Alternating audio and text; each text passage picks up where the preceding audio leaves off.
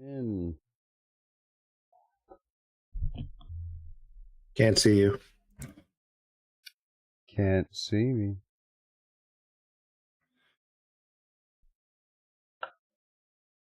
Hello. Can hear you. Do you don't see me? Hear you. See you. No. We're alive. Nice. I don't know if your virtual camera looks like is off on the feed. Oh, there you go. Well then, On the money.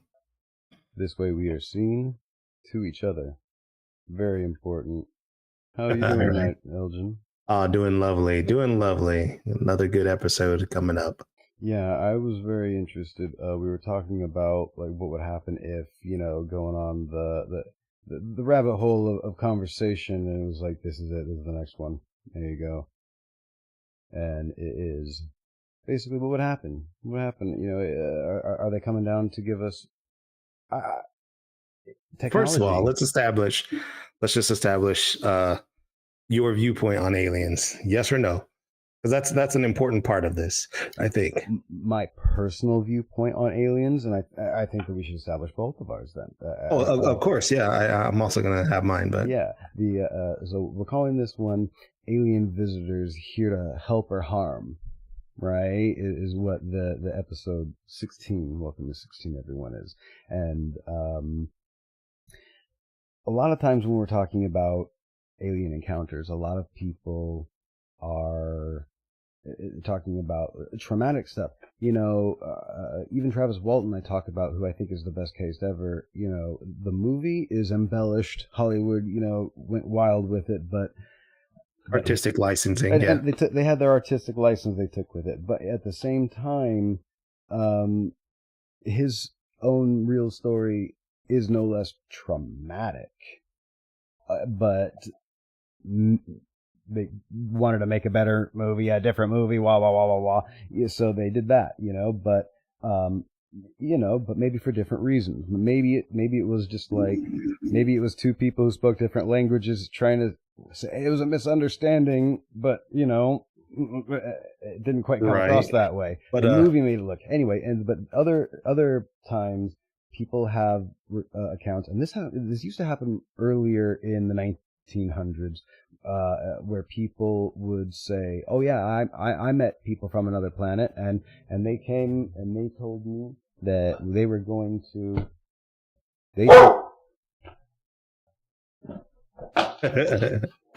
they told me that they were going to give me technology, and they flew me to their planet."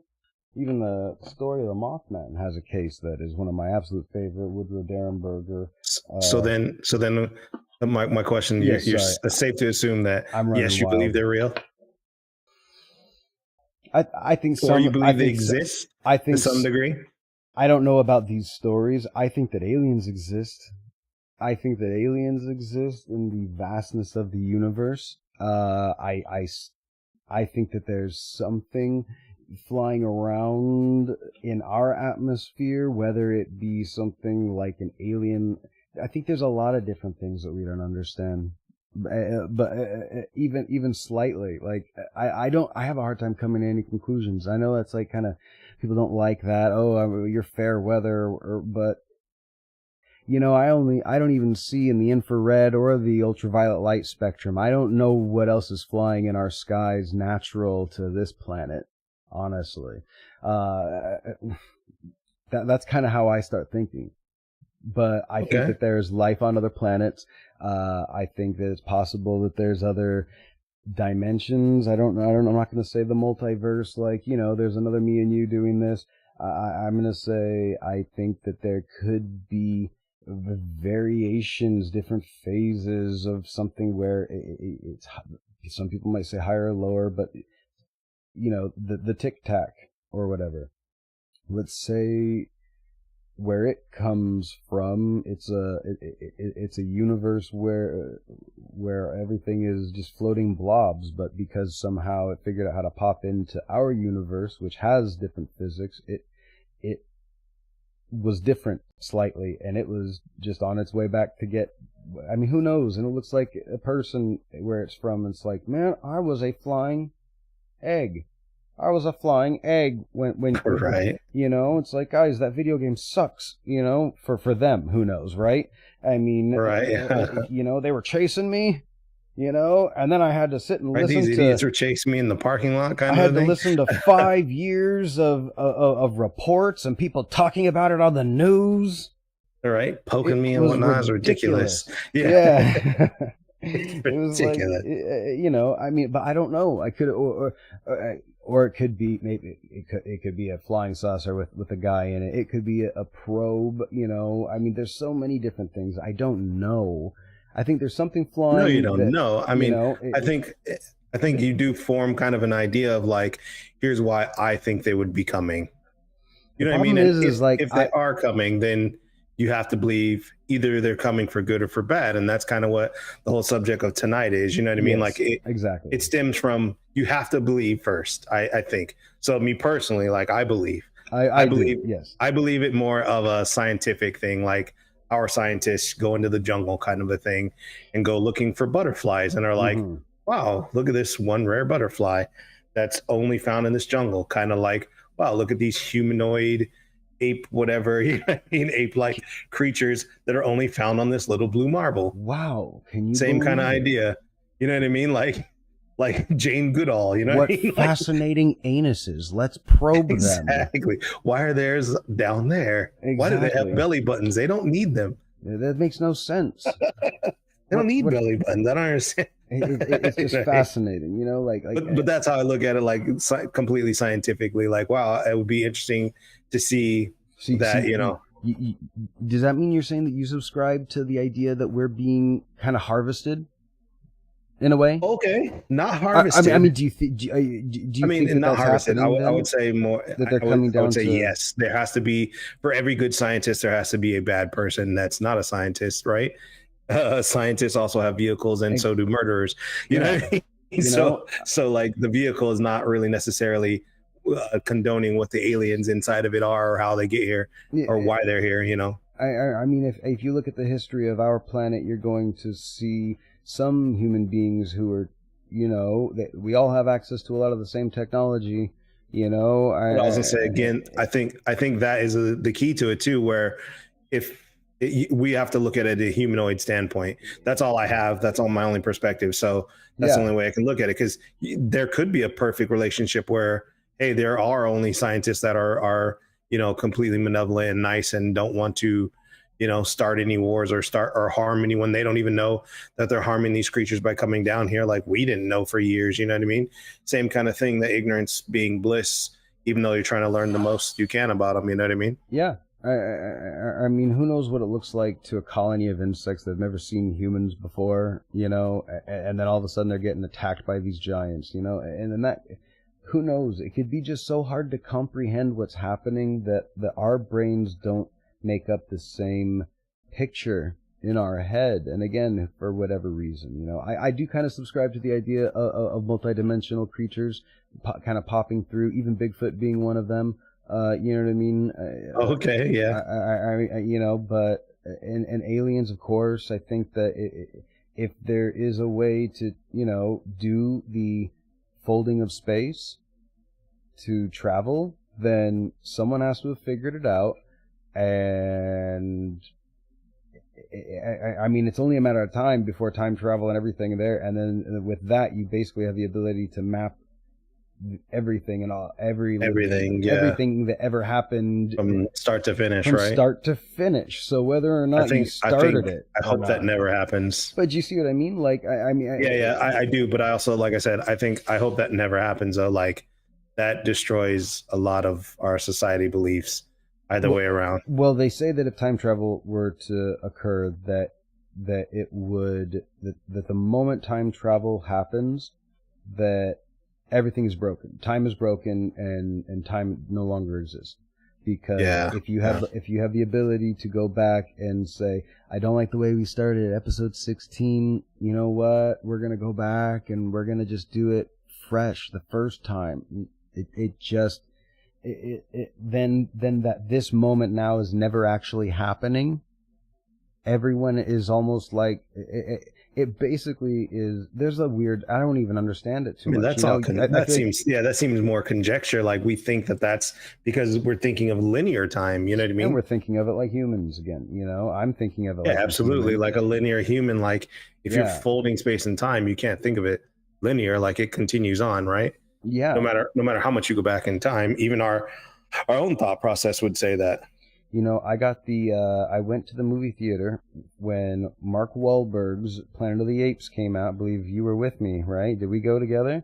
Yeah, we And did. Yeah, when we went, I got the little handout and the flyer, and they explained how he was traveling through time, and they yeah. Wow, right, cool. Really? yeah. So they had like a line. They're like, "Here's how linear time works," and then at the center of it, they put like the wormhole or whatever that he fell into, and he goes, "And now here's what happens when you travel through a singularity. Here's how time works," and it was a S. So that's why the further in the future he went, it would be the further in the past. That's why he went weird. You know what I mean? I was like, cool. You drew Right. a S. You drew You drew an S, a and cash yeah, symbol without the second I line, get it. and you said Right. time works. You made money off me. I turned it the other way, 90-degree turn, and I saw what they I were get it, saying. you I bastards. got your money. It was, but You yeah, just wasted time buying this pamphlet. Enjoy. exactly. And that's a good little rant. That could be the conspiracy. The conspiracy is the aliens taught a few humans how to trick us all into spending all of our resources on commodities. But you know, I got that new iPhone 14. Have you seen it? Ooh, 8K. Oh no, you like it, huh? Who doesn't? It's that new alien tech you got over there, right? You're hooked in, baby. Gimme. You gotta has it. Applesauce. Gotta has it. Applesauce. So, did you look into any particular cases where people had positive stories to tell? Hey, I met with aliens, and they gave a message of peace. They gave a message of friendship and technology. Did you check into any of these particularly? No, I kind of fell off of that, and I went into this other spin, like where this he was a reverend, and well, I don't know if he still is, but Ooh. he was a reverend and was talking about his theory on the aliens being helpful and what they Okay. are, and his book, The Bible and Flying Saucers. Have you ever heard about this? Okay. I'm probably gonna buy this one. I think I have heard of this. I have heard of this. It's funny, you know, with our background and everything, you'd think that I would have like looked into some of these things more, like the Bible and flying saucers and everything. And but I have heard of this book. But what did you get from it? Yeah. So I haven't started reading the book. I actually am in the process of ordering while we're talking right now. Okay. Funny enough, sorry, while I was looking down on my phone, I was listening. I was trying to find it on Amazon. But basically the book just basically says that aliens are could be possibly angels, right? And angels coming and watching over us, taking a look and making sure we're doing things right or wrong. And when we're doing things too crazy, they come down and kind of create confusion sometimes to try to make us forget about what we're doing or take a break from what we're doing. It was kind of an interesting way that they brought it up. So The other thing that that kind of shocked. can I ask? Oh, go ahead. Go ahead. The way you were saying that to me, it sounded like we have guardian angels who get bored sometimes and try to play tricks on us or try to lead us No, astray. not play tricks, but like come down and just show themselves, so to speak. You know what I mean? Like normally test. like normally they come down and show themselves and try to make you like forget, like, oh, what was that crazy thing over there? Instead of, oh, we figured out how to split the atom, kind of a thing. You know what I mean? Like that kind of a thing. Like they reveal themselves, so we kind of sort of go investigate that more instead of putting more time and effort in something volatile or dangerous that we would have. That's one theory that he talks about. Okay, that's very interesting. You know, there are. It's pretty cool too because he started writing all this stuff. Is that Brian Forrester? Is that Brian Forrester or no, Reverend Barry Downing? It was Barry Downing. Okay, yeah. I have heard that name. Now that kind of reminds me a little bit of Brian Forrester, who he goes to South America a lot, and he finds now he's actually on the Ancient Aliens show a lot, but when he finds skulls that are elongated, he says Nephilim, and he starts talking about Christianity in the Bible. So it's like, where are you reconciling all of this? Because it's like, I don't know what exactly, I haven't looked too much into it, but he also thinks about the Watchers. Now, when you said Watchers, it made me think of biblically the Watchers. Is that what that meant? Gotcha. Kind of, yeah, kind of the same idea. There was also a thing he was talking about, like the Red Sea being parted, and how that wasn't an actual, or not like a analogy, as actual thing that happened, because they talk about, you know, people being ascending into like pillars of flame and stuff like that, pillars of fire, and that would be like sounds a lot like a tractor beam, what we think of, right? You know what I mean? That kind of an idea. But if you like, we were talking about off camera before, when we were talking about this subject, we were talking about, you know, being able to convey what you're saying, or what you're, excuse me, what you're seeing back in the old Bible times, or back in whenever. How to Yeah, like the translation between now and then, like the telephone game, it would be completely different. You saying, you know, oh, I held up a light of God, like it could mean you held up a torch.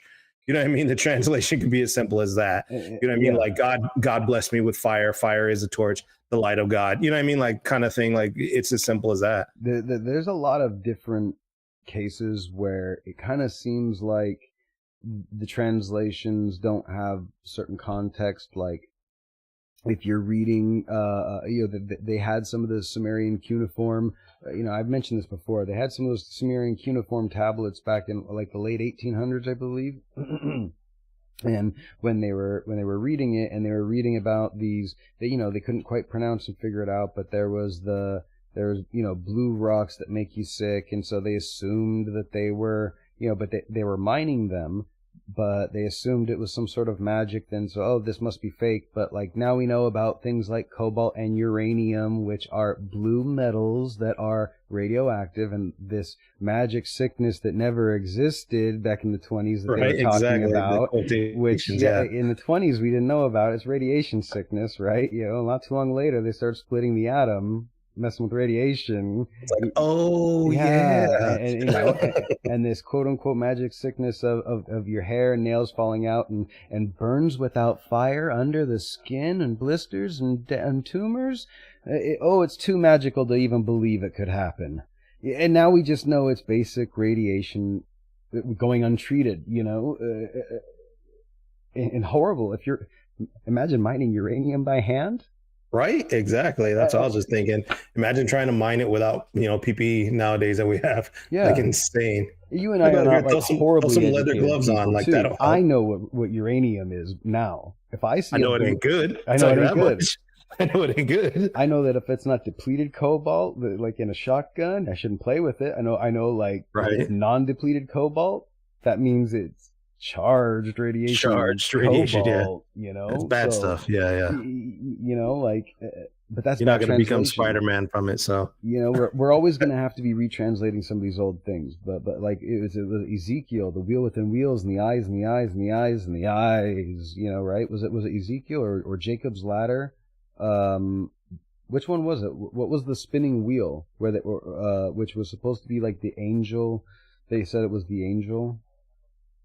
Oh, the wheels within wheels. I know you're talking about the wheels with eyes on them. The wheels with eyes on them. The wheels I know within wheels. I don't remember. Every wheel has eyes. I don't remember. It was something along those lines. There's also, now that you said that, it reminded me of that documentary, Chariot of the Gods. Remember that documentary? And yes, that is the Ancient Aliens theory. That's the Chariot of the Gods is Eric von Daniken. Now the Ancient Aliens theory really supports they came and they made us, almost a benevolence, maybe. I don't know. I sometimes think that they are looking forward to the return. They speak of a return. Sometimes, not everyone, of course. There are factions within every group, and I can't speak to absolutely everyone's opinion on everything everywhere, but there are some people who have made it look like it would be great when our parent race comes back, or our parent species, right? I mean, and that's really interesting idea. Yeah. Do you know what I mean? Yeah. It'll be great. And other people kind of have looked at it in a, oh, mom and dad are coming home. They're going to see what we did to the house. Those are people doing wrong. Exactly. Well, I mean, my parents used to say that all the time. Like, if you're hiding something, you're probably doing something wrong. You know what I mean? Exactly. Right.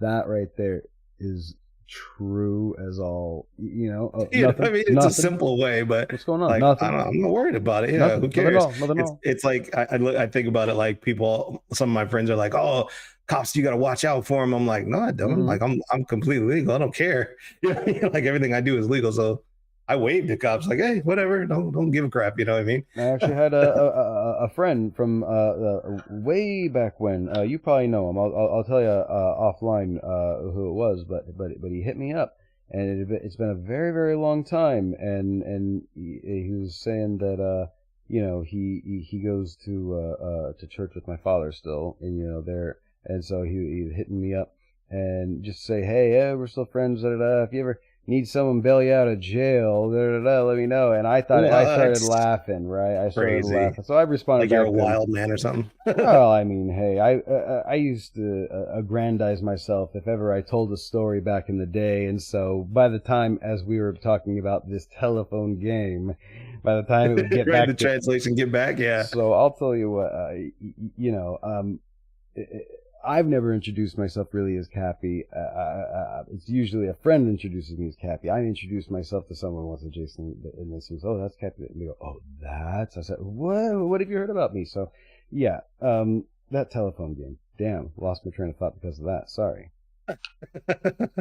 That's funny. Bad translations is what we were trying to come around to, and so who knows what these old things are, I mean, they call it Apocrypha now. I've brought up the Book of Enoch. Book of Enoch straight up reads like, all right, so the aliens came, and then, the angels, the angels came, and they took me on their flying metal disc into the heavens, which the heavens is the giant, Heavens is pretty general. Clouds. I mean, yeah, but then they. Have you seen the movie Nope yet? Nah. Nope. Nah. I was like,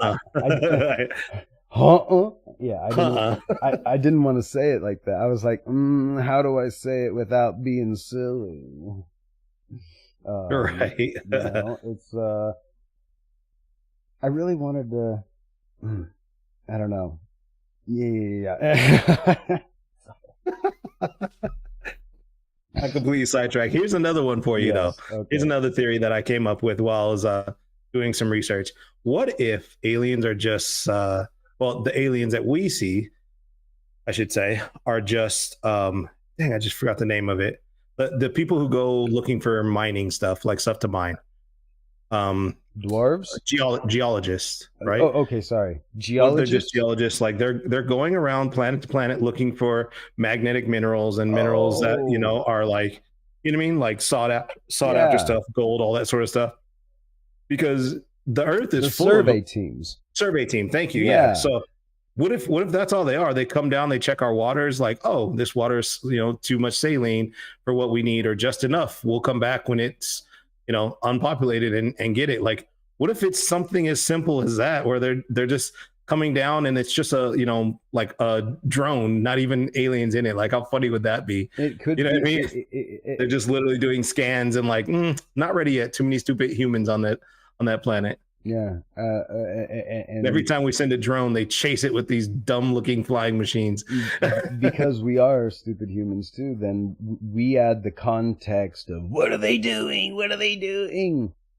Yeah, it's like, okay, we can't go. And maybe if we were a little bit nicer, if we didn't look so much like, if we weren't so aggro, if we weren't so aggro, like someone might actually stop and say hi. But like every time someone passes by, it's like, bro, have you been to Earth? It's like the place that chases you with military. It's like, yeah, it's crazy. Those nutcases that have guns on everything and everywhere. We know. Did you hear they get like sick, organically sick? still. Like, I was going to go fix that. They chased my ass with this for that. missile. Man, I'm not going again. I mean, my dad was exactly. right. They said they tried. They said they tried years ago. Right. You know? Exactly. That would be so funny to like later on, you know, be able to come back and be like, they've been coming here for years trying to help us, and we just keep freaking them out and making them run away. You know what I mean? Uncle Zwandelbop never came home. They shot his disc right down. They shot his disc down. Can you believe them jerks? Mm-hmm.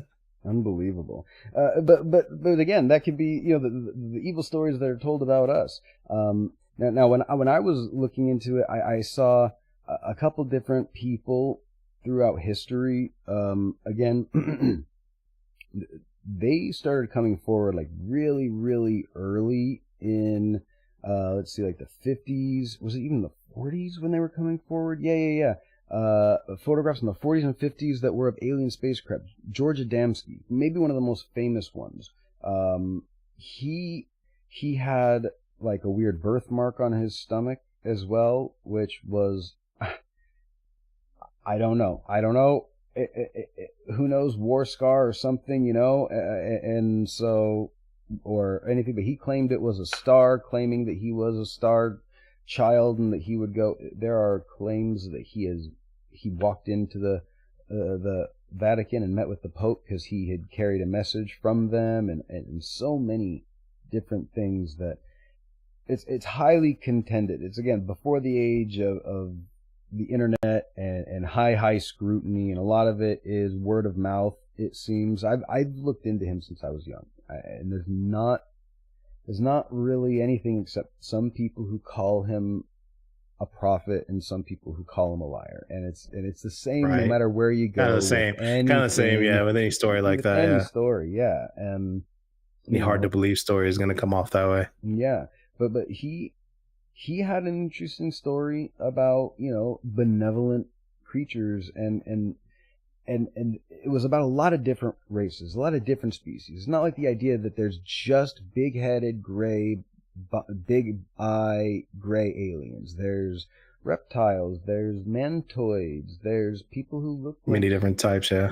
People who look kind of like humans, because this is actually kind of a standard or whatever, but slightly different. Like, you'll know that they're not exactly. What an egotistical way of looking at it. Exactly. Huh? And that's the other thing. I just thought about it when you said it. Well, think about Star Trek. Think about Star Wars. All humanoid. Come on. Majority is bipedal, humanoid, you know, 2 arms, 2 legs.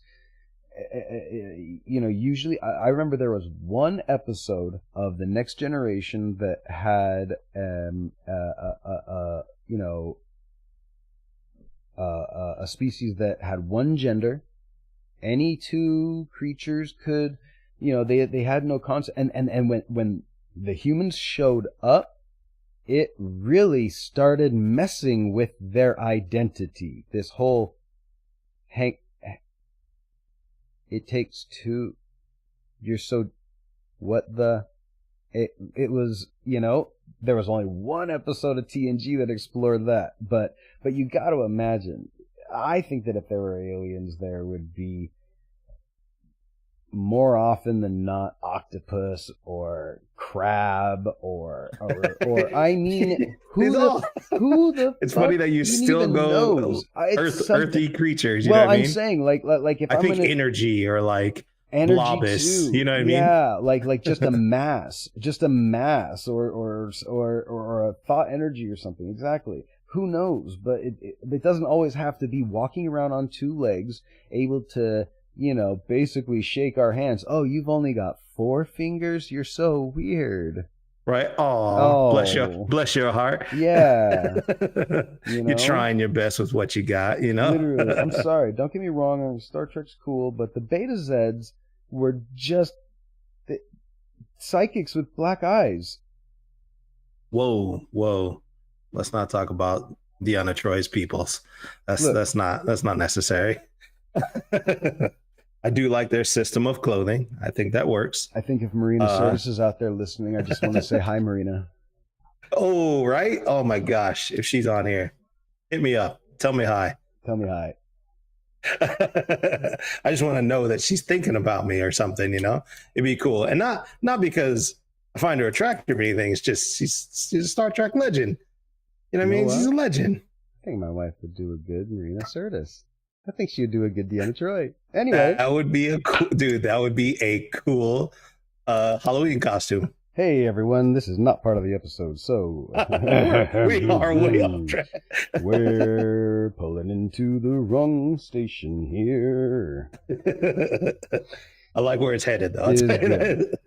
But so another thing too, I in researching, like, trying to think about, like, okay, do I really believe it? Do I not believe it? Kind of a thing. In May 17th, did you hear about this? This year? Yeah.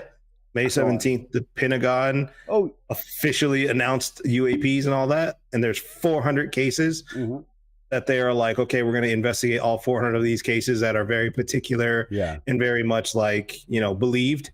Yes. I was like, wow, it took us how long and how many years of this going on to the point where they're like, oh, hey, by the way, this year pretty much sucks, or last year sucked for everyone.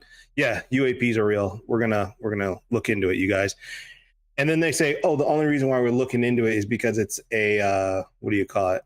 A threat to national security. A threat to national security. It's like, come on. Why can't you just say it's unexplained? We don't know. We want to know. You know what I mean? Like, I hate that. I hate the being able to admit ignorance. Like, just say you don't know. It's okay. And you're going to find out. If you're telling me I don't know and I want to learn more, it's like, how can you be faulted for that? You know what I mean? As opposed to, it's hard to expect I don't know. So answers. Well, the way I look at it is like, oh, I don't know, so I'm afraid of it, so we have to protect against it. What? That's like the dumbest outlook ever on anything. I mean, it's human again, you know? It's like, what are we going to do with it? Build a weapon first to make sure that we're protected, and then we'll see if we can harness it to power cities. You know? Right. Oh, by the way, we can also power cities as well as burn them to a ground and make, parking lots out of the areas. It just, we have something in us that drives us to go a certain way first, you know, and even me, I can probably sound like I'm on some platitude. Oh, if only we could be more. No, I mean, you know what? Who knows what would happen if you gave me the power of hitting the red button? Would I just be staring at the red button all day, like waiting for someone to just maybe intone the wrong hello at the party, at the gala? Right? At the gala, red button. You know what I mean? Like, who knows what happens when you're given the power? You go crazy. Yeah. Who knows? You know, I mean, there's that I think of even. That really does come to my mind.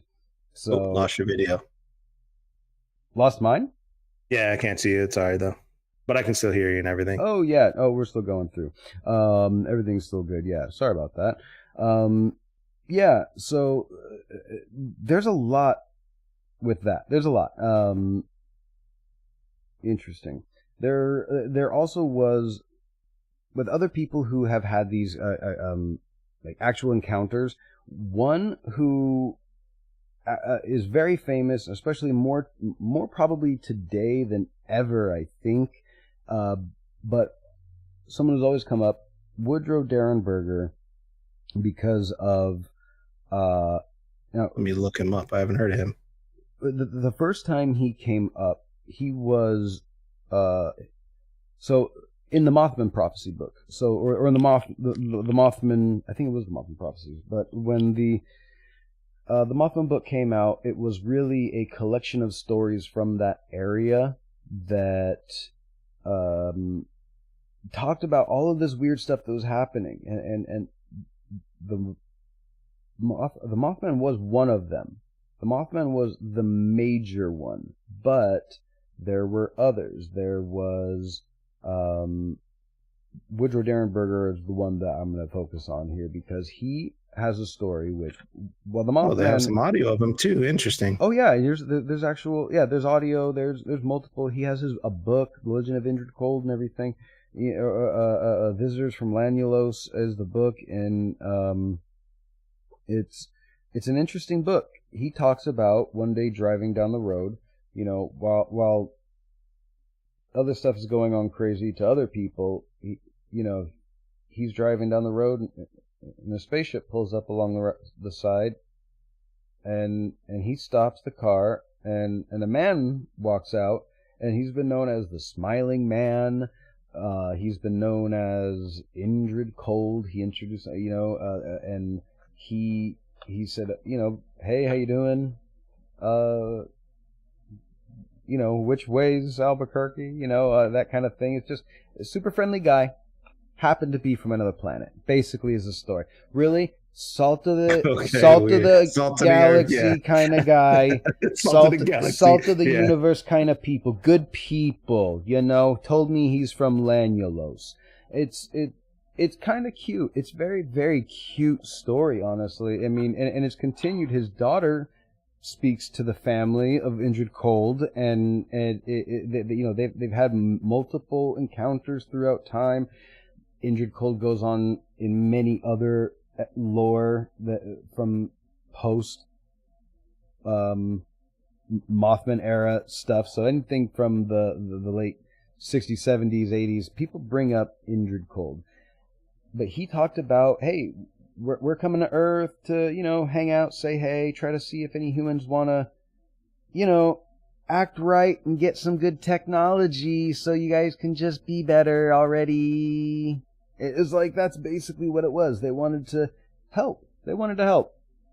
And just, I guess, work is how it seemed. And that's just one of many. They took Woodrow to their planet Lanulos, and they all live naked. They're all very naked because they don't worry about these. Naked the best way. Come now, of course. How else you gonna take a peek? Anyway. Right? Shopping. You shop. You have to look with your eyes. Yes. On our planet, we have no jealousy, and we all appreciate the concept of window shopping, but no buying. Right? No, exactly. We begrudge not each other. No shoplifting. I mean, and so, whatever someone's version, maybe this is Woodrow Derenberger's idea of utopia, right? Maybe this is all made up and stuff. And of course, there is always that. This is a story, this name Indrid Cold, again, even in Hellier too, it came up. Hellier dove deep. Those guys, they really seem to, oh man, I hope they're okay. Like every rabbit hole they fell into along the way. And Indrid Cold was part of it. But really that kind of branches from like benevolence. Like, we're good. We're here visiting to show you that you can live a good way, a harmonious way. It wasn't just about, like, do you guys want technology? It was kind of like, we've got this nice space commune where everyone's real chill. And you could come chill with us. Everyone's nice to each other. Come check it out. It's like Space Hawaii, It's like the 1970s when everybody wanted to either move to Hawaii and be a hippie or move to India or be a hippie. It was kind of like, why don't you move to Lanulos? You can be a hippie here. We totally want hippies here. Right? It's cool, brother. And that is my highest achievement. That is what I always want to be. I can't wait to be so rich I can be a hippie. The highest level of achievements. It's my highest level of achievement. You're rich enough to be a hippie. Rich enough to become a hippie. Until then. How rich do you need to be a hippie if you think about it? I have to be able to support myself doing whatever I want on my own whims and going to all the music shows. And I mean, I know so it looks cheap, but tie-dye is very expensive. You want to be a free spirit is what you're saying? Not a hippie per se. How much money does it take to stop being stressed and feel unencumbered from life? I need that much money. I think money is what stresses you and encumbers you to life. So we're in life from. So what you're saying is we got to go to Lanulos where they don't have Lanulos. Yeah, come take me up in the pillar of fire and hook me up with the ways, man. This is what I'm ready to go. I'm okay. Take my kids and my family with me though. What we're doing is some kind of high calculus without numbers. You know what I mean? Yeah, of course. It Mathematics like, isn't perfect, but it's very close. And we're almost there, discussing it this way. I think that it's a level of perfection at least. I mean, I kind of like the idea. What do you think about this? What if it was you? What if you were driving down the road and, all of a sudden, the car behind you flashes its lights and, puts its blinker on, and so, oh, you're thinking Good Samaritan, maybe there's an issue, again, it's just like the 1960s or whatever when people, I wouldn't be driving in the 1960s, be honest. Okay, you weren't born. You weren't born. No, not because I wasn't born, but never mind.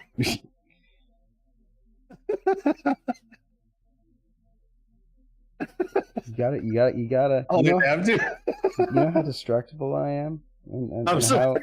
Okay, I'm sorry. And how the car behind us is flashing lights and with a warning. And when you pull over, it's a time of the world where anyone would pull over if someone flashed their lights. Everyone pulls over. Because why not? Let's be nice or whatever. Let's just say that was that time period. We'll be honest. That was that time period for most folks. You pull over for whatever reason, and then the guy comes out and he walks over and he's smiling at you, and you hear his voice in your head, but not through his lips, and he tells you that, he's from another planet. I'm actually meeting you because you seem like a really chill, down-to-earth guy. And, well, what's up, man? You want to hang out? You want, like, our families to, like, barbecue from time to time? And that's kind of what it was. It kind of sounds like if he's inviting me and my family, I'm in. I'm down. Because obviously, if he could have, he would have killed me, So this guy's in a spaceship, right? Still. I mean, that's the way I look at it. He's in a spaceship. If he wanted to, he could have, and he didn't. So he must be nice. He must be nice. And if he's not nice, well, I'll find that out soon enough. Yeah, and then he basically says, like, well, I have that level of naivety. Yeah. Like, okay, well, sounds good to me. I'm not going to be like, oh my God, pull my gun on him. And you know what I mean? Like, why? Because he didn't act like that to me. Again, I treat him with respect as earned, This person from Lanulos, this alien, Indrid Cold, looked, for all intents and purposes, like a human in a funny suit. You know what I mean? And that's a really interesting material that you're wearing. And a big smile, And so it's not like seeing Ridley Scott's Xenomorph, right. H.R. Geiger's creature, big giant head, or the thing that we talked about last week, the Blobmorphous, like it's... Oh, that sound still gets me. Oh, man, it's such a wild one. It's like, yep, this was just a guy. This was just a dude. Like, I don't know if I would believe it. If a human being walked up to me... You wouldn't believe it, really? I'd have a human-looking being, but walked it. Well, I mean, you said he walked out of a spaceship, right? I'd have to see the spaceship. You know what I mean? Yeah, I think the spaceship would be the catalyst. I'd be like, that ain't a Ford, whatever, or a Chevy, whatever. I'd you be gotta like, let me on. You gotta let me watch it take off. Let me take a look. I need to walk around it really quick. Give me a minute. Yeah, give me a sec, bro. I'm gonna take a quick 360 around this bad boy and see what you got running, and then we'll decide from there. Honestly, I'm on board. And once I see it, I'm like, well, that's not a car. And you're being nice. I'm like, well, let's roll, man. Figure it out. I got to figure out a way to get that. I got to get one of those. It's kind of, because my mind's like, well, if he's coming and he's offering, I'm hoping and praying that, my belief in whatever is going to hold me true. You know what I mean? My belief in God, or my belief in good beings wanting to gravitate towards good beings, that whole thing. Like, I've actually read this. He's got to want to be there. Of Visitors from Lanulos, but it's been about a year, and I don't remember, but there is a Christian element where they seem to believe in God, and I believe Christ as well, possibly. So, I mean, I don't know. It's possible. I don't know. I just don't know. That is one of the biggest things. And Stanton Friedman was, again, he was a major UFO researcher and speaker for years, and he was a a nuclear scientist. He worked for so many different, government agencies, and then he went and he investigated Roswell and Barney and Betty Hill, and he has, he was on record in one of the last, I believe it was, I can't remember which one, but one of the last things he was in, unfortunately, he passed just a couple of years ago. He said that if we meet aliens face to face, the major issues with us, our society, is that we'd have to ask them certain things like, do you guys believe in God? Because what's one of the biggest things here, right? Like why? It was such an egotistical way of looking at it. I don't think I would, but go ahead. But, well, that's the thing, because, that's assuming that you believe God is stronger than them or them are stronger. You know what I mean? Like, why do you have to assume that? That's weird. But I mean, the story of the Christian God makes everybody so special here on earth. That did he die for them out there as well? I gotta disagree with you on that one. That's really interesting.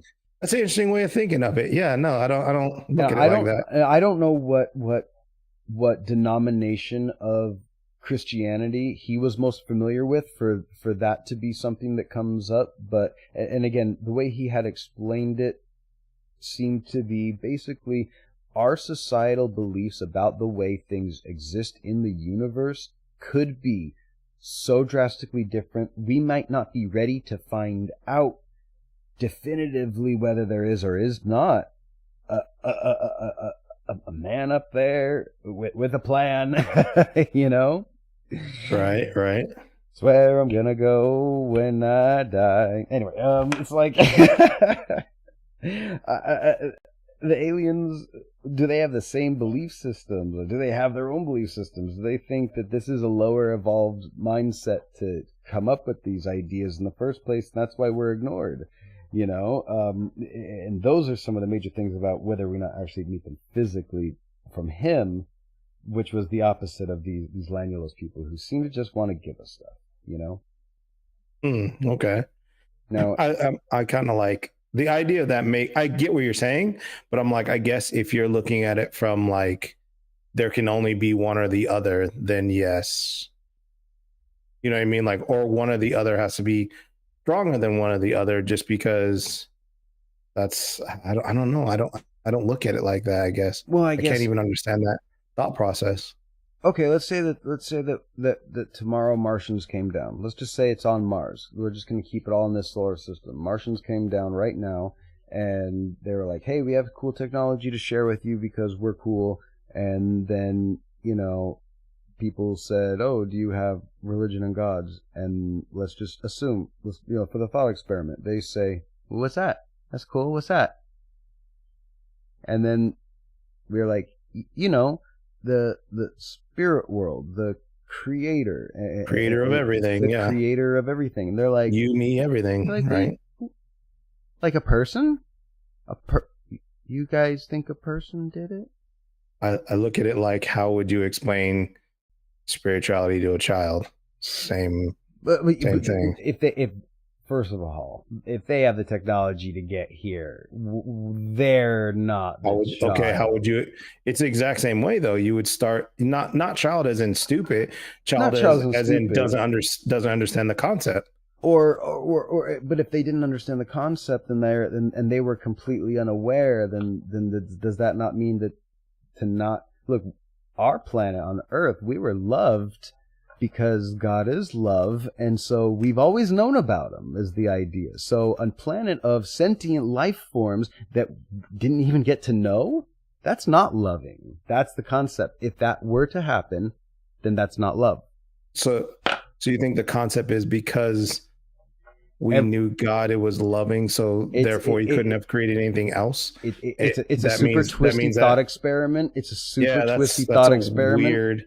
It's a weird way of looking at that. That's interesting. It's based on why if there are other sentient creatures out there, then they would all get the same start as us, right? It almost sounds like I get what you're saying. I get the concept from certain mindsets, and that's not my opinion. That is, of course. I get what you're saying. I do so much research. Again, I don't even know what to believe anymore. I just regurgitate so many other people's opinions. I don't even know whose they are sometimes. It's just like, I really like all of these different ways of thought. It's just so, what if? I like playing with all the ideas too much to settle on one that makes the most sense. It's wild. Right. It makes sense to me to think them all over, and I don't ever really come to a like, this is a truth, because I can't factual, say one like, way or the other almost anything. Yeah, like there's no point in doing it for me. It doesn't matter. But that is a major one that is posed in a lot of circles. And Stanton Friedman talked about that one. It's a weird, based on certain things in there. Yeah. Now, Darren Berger's Lanulos seem to have some Christian morality. You know, they spoke of basically like an objective, universal morality. You know what I mean? You know, if we go to a planet and the aliens are, let's say, gigantic dog demon, how we would describe them, right?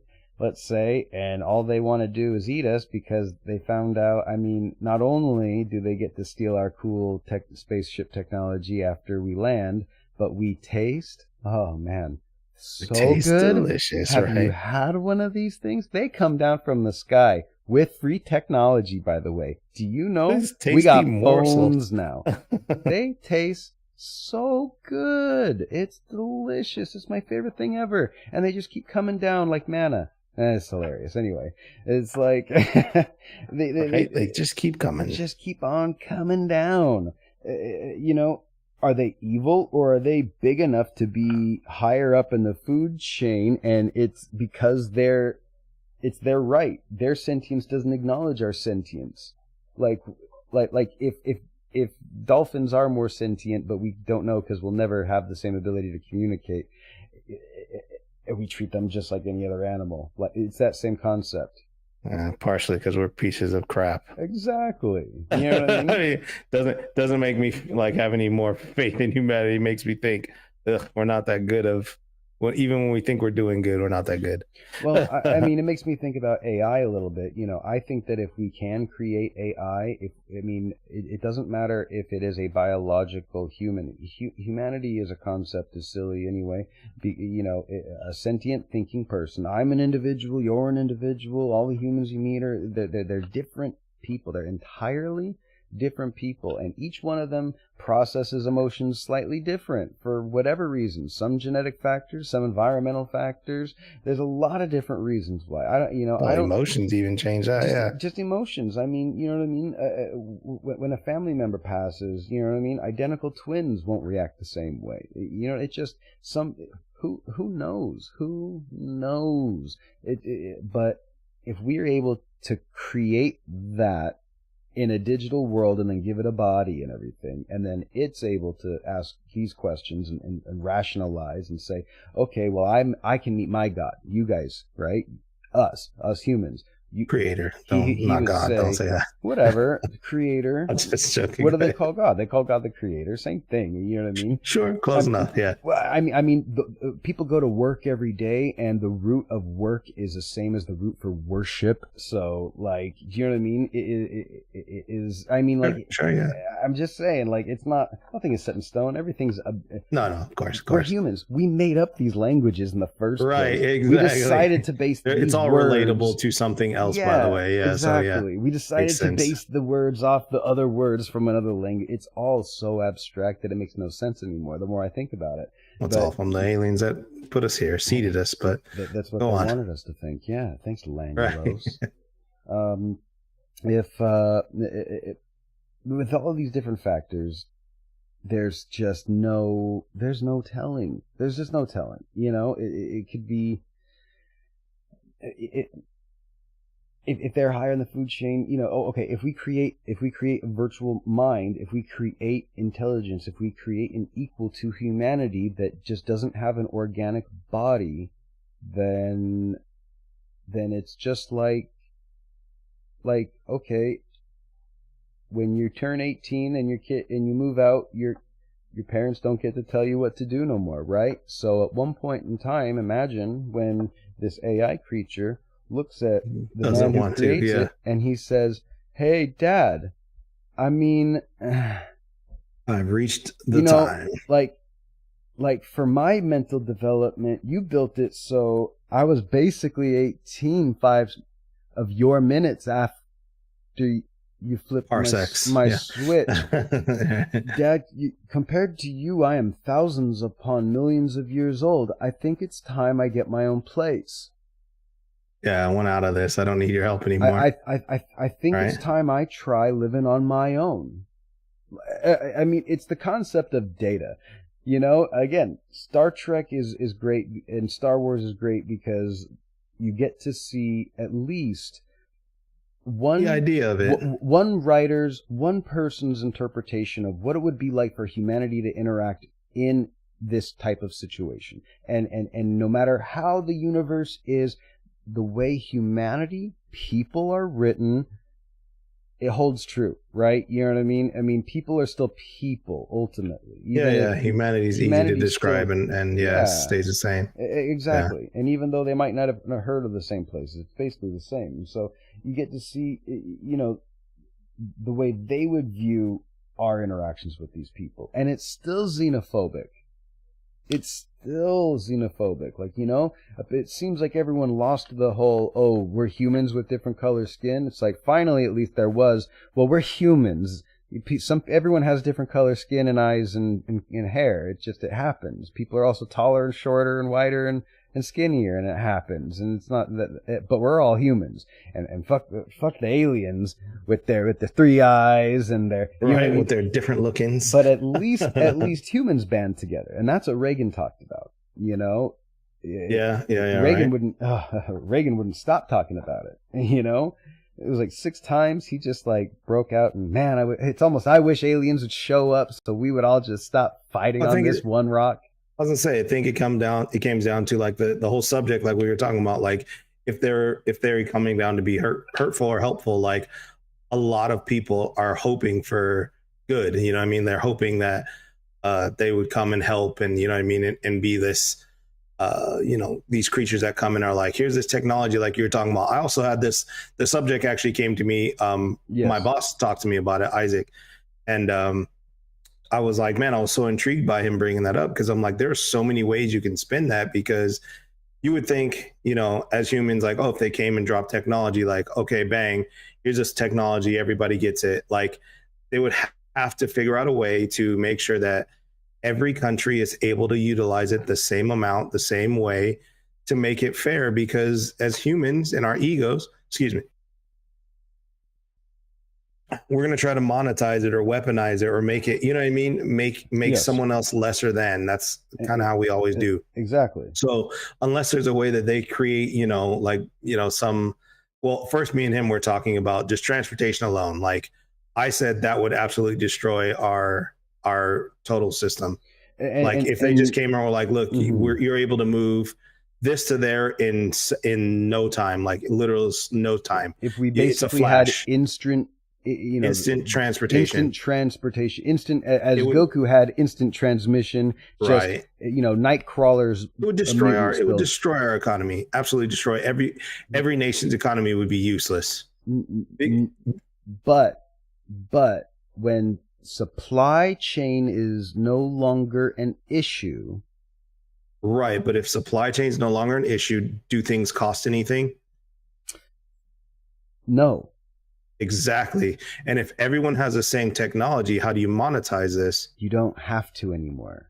You don't have to, but you want to try to always, Transportation, right? Getting any resource from one place to another takes resources in itself to do. And so if you can eliminate just transportation of humans, anything, just eliminate transportation. You still have to think of it like this. Then resources can go to other something things. As simple as this, fresh water. So those resources that other countries have that other countries don't have now become even more precious, right? So, I mean, simple stuff is like corn and wheat and things like that we have an abundance of, right? Yeah. Other countries don't have. Now, we're going to monetize that. And that's going to become like either a bartering system it has to go to, which hopefully it would, because that would be the smartest way of doing it. but still someone's got to lose in a barter system, right? I mean, one To person some always degree. comes out on top. That's the way. Yeah, to That's some the way degree. it is, you know. Then without having monetary You or gotta some haggle sort. just a little bit. Exactly. Someone's going to be on the bottom end of that or the short end of the stick. And that's the part. That's what I was like, it would destroy our economy because anybody who had a lot of fresh water, like now they're kings. You know what I mean? Because now you hold all the fresh water and you can just go get all the fresh water and be like, hey, we own fresh water. You know what I mean? Like it's a like, you know what I mean? That kind of like reminds me of the DMZ, the new DMZ that was on HBO Max. I haven't seen it. Based on it was it follows society, and some people grab all the water. But here's the thing: when it comes to water, first of all, how we have the technology. I am broadcasting myself. We're talking in 2 different states. It's all going through my computer, all of this stuff. Yet we've known the ocean, the biggest body of water is made out of salt. How far have we come in desalinization? Why is that not like how is water an issue when we have the oceans? Why aren't we worried about, why is desalinizing water not like the most important it's idea? Too much. Like you said, it takes too much resource to do it. And yet you provide water for the world, which would then increase the resources. Imagine you're thinking with a great heart, and I appreciate that. You see, though, but that's the idea. That's the benevolent side. Idea. Exactly, that's the idea. I'll go dark in a moment. Just wait. I'm starting here. Power goes off in your house. Just wait. I'm waiting for the flip. That's the point. Like you're thinking of it completely like I would help everyone, whereas like most people wouldn't do that. Most people would be like, I need more water for my family. You know what I mean? Like I think of it like my family, for instance. Like my dad has taught me since a young age that if I have, we have, right? So if I have food, we have food. If somebody came knocking on my door and was like, hey, my kids are starving and I just need one more meal to get back on my feet, I'd be like, come inside. Let's make you some sandwiches for the next couple of days. Most people would be like, get away from my house. You know what I mean? Like again, there's one factor that I think that you're completely overlooking, actually, which is you're acting like you're still looking at other human beings like the threat still. And don't get me wrong, some human beings always will be, no matter what. But what do you mean by the threat? But what you got? People got to keep everything like the grand scheme of, look, this is our planet. This is where humans are going to start. Like you don't think that there might be like a more general. Look, there doesn't need to be any nations anymore. When transportation does not exist, then borders need not exist. No, I don't think that at all. I mean it's a major restructuring. It's a major restructuring. The world wars and the UN proved that didn't work. It would be a gigantic restructuring of society. Our society would crumble. Like capitalism is gone. It's all some kind of socialism. I know, but when we almost lost a third of the earth to one person ruling it, we didn't switch over to like a better way. We didn't go, oh man, you know what, everybody, let's all get back together and thank God for helping each other. You guys need this, we need this. No, we went right back to the same old way, literally in less than 5 years. We didn't ship anybody any food or go over and help build cities or anything like that. Nobody did. But that's only humans. That's not. But that's even the point. That's even more so to the point, in my opinion, because we had the technology to help each other, right? Oh yeah. We had the technology to upgrade people in other countries to a level that we were at. And I think if anything, I'm on your side about this. Like, the aliens shouldn't come down here. I get what you're saying. Yeah, I get what you're saying too. Because we wouldn't do it unless we were afraid that, oh shit, we're only strong if we're together. If it takes being threatened to find that out, if we can't as human beings figure that out on our own, then maybe the aliens will think we don't deserve it. Like, what, the humans can't even band together? What are we going to do for them? We can't do shit for them. So they wouldn't come here, if that's what you mean.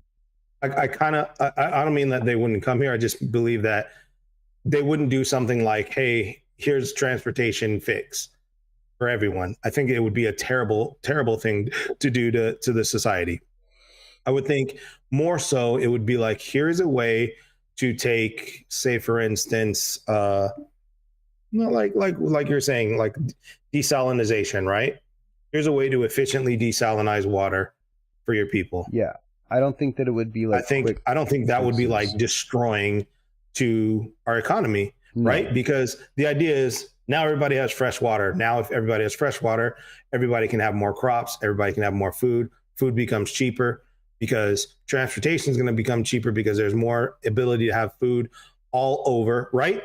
So something as simple as that, I think, would be the way that they would do it. And that's kind of what my argument with Isaac was too. I was like, they couldn't give us that kind of technology. They couldn't give us like a weapon or transportation or anything that we could monetize. It would have to be something that would benefit everyone all at the same time. The major issue is that anything can be weaponized almost. Well, yeah, of course, but it's like, I think of it like, okay, if everybody was able to, take this, desalinization thing and turn their deserts into farmland. I mean, if the whole Sahara turned into the next rainforest, then like oxygen is different on our whole planet too. We'd become over-oxygenated, I would assume, but that's a whole other science thing. But like forced evolution, I think, right. But that's the thing. I think that there would have to be like a couple processes like that. Like, all right, here's how to build desalinization right, and here's desalinization, here's farming, turn the Sahara into. It's going to take you guys 100 years. Over the course of that 100 years, every human every day is 0.0001 more oxygen, and you're getting a little more used to it. And by the time your kids show up, they have big heads and black eyes, and the aliens who brought it say, "Ha ha! We're you from the future. You made us because we made ourselves." Yeah, that makes sense. Yeah, I mean, I think I think if they did it in a slow way, it kind of would affect us too. Like, it has to be instantaneous for everyone, for all countries, for all people. You know what I mean? Yeah. Because if they do it in a slow way, like other countries advance slower than others. You know what I mean? Which puts them at a disadvantage. Which means you're always going to have somebody on the short stick. Think about Sentinel Island. The Sentinelese do not want any part of modern society. You come near their island, they've got arrows. Their technology's good enough to kill your ass on the way in, and that's good enough for them. Do those people want to... Oh, you're telling me now I've got better than Wi-Fi? I can totally just, like, cruise the universe? No, do they care all of a sudden? What makes them care to join the galactic? Like, there's always going to be those mindsets and people who don't want, and that's even going to be with aliens, the infighting with them, right? Yeah, totally. Yeah, I mean, is that too off? I thought that was falling right up. I'm sorry. No, it makes sense. I was thinking, are you that's assuming aliens fight within themselves too? Again, if I'm just projecting human thoughts on it, then why not? I mean, we fight, don't we? Because I feel like, man, if they're fighting, why would they come give us anything? So unless they're now trying to use us for an advantage and recruiting humans, or you know what I mean? Yeah, that's again putting the human spin on things, I guess. And that's all we can ever do with our mindset. Again, real aliens are probably so incomprehensible. Their motives, everything we're talking about here is all just pure bullshit. But whoa, no, this is fact. Don't listen to that guy. Every last bit of it is solid. Write it down, canon. Fact. Put it in the scriptures and annals. When the transcript comes out, get it tattooed across your thigh that it may be passed down. We're like the Simpsons right now. We're predicting everything, so we're gonna predict everything. I Simpsons have the all-seeing eye. I predict 100 more years of confusion for mankind, and by the time that runs out, then I'm pretty sure I'll be gone, and no one can get mad. Right? Can't tell me I'm wrong. I'm dead. I don't care. That's right. It's only been 99.9. Yep, there we go. I made it. We've spent about an hour exploring the helpful way, right? The helpful way, really. Yes. So here's the other way. Remember we were talking about geology and mining and all that sort of stuff? Absolutely. They have made movies where they came down and, took our water. I think the movie was Oblivion or something like that, right? Mm-hmm. And, no, that wasn't aliens, but whatever. taking our water and taking all our resources, and that's a lot of them are about taking our resources. Cowboys and aliens, they were taking gold. Yeah, that's Cowboys and aliens. Yeah, thing. yeah.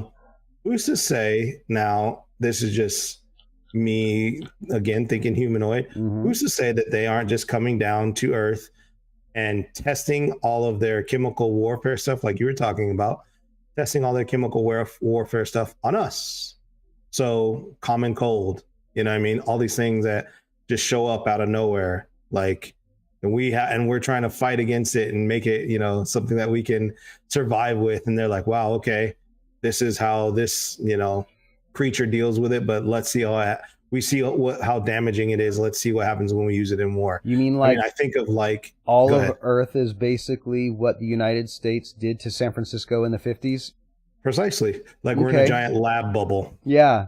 Right? Let's take the helicopter and spray over the whole of Earth. Let's crop dust them. Let's crop dust them, hit them with some bubonic plague, and see what happens. Now, you know what I mean? I'm on board with that idea 100%. And that actually does make me think then we are seated here and by other humans for a purpose. A lot more purpose, by other human evil purpose, like we're probably just genetically the same, but just here for a couple thousand years that we'd be ignorant.